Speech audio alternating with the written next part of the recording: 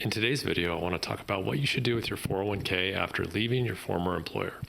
So I often see two things that I think are a mistake. One, people often just forget about it and they leave it in that 401k plan. That's not my favorite, but the bigger mistake you often see is people just cashing it out.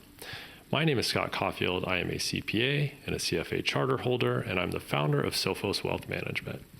So for people who cash it out, that's my least favorite option because you're going to include that as taxable income.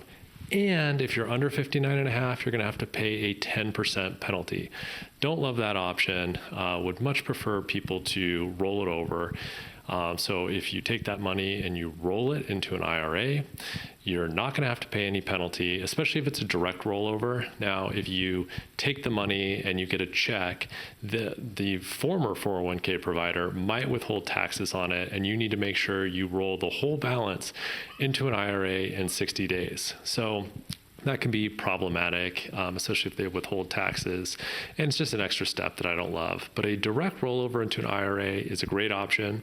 You'll have the entire investing universe open to you. You'll pay low fees. You can invest in any low-cost index funds you want, ETFs, individual stocks and bonds. This is one of my favorite ways to go. And for most people, it's what I recommend. Now, I don't love it when people leave it with their old 401k just because you don't have as great of investment options. You might have higher fees. And then some people can end up doing this multiple times and they end up with a bunch of orphan accounts across a bunch of providers. And that just gets a little bit messy.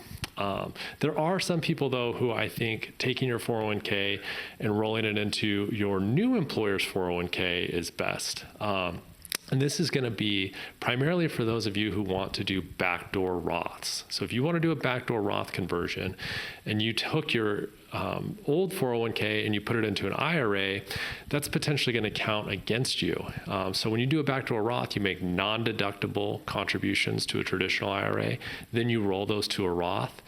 If you already have IRA accounts, you're going to run into what's called the pro rata rule. This is problematic. It's something you want to avoid.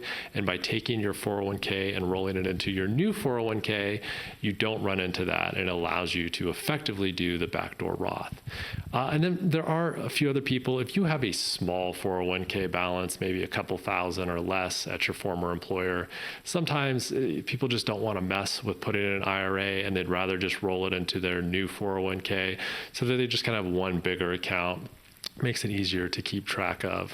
That's certainly reasonable too. So hopefully those are some things that help you with yours. I'd appreciate if you would like this video and subscribe to my channel and check out my website for more information. Thanks a lot.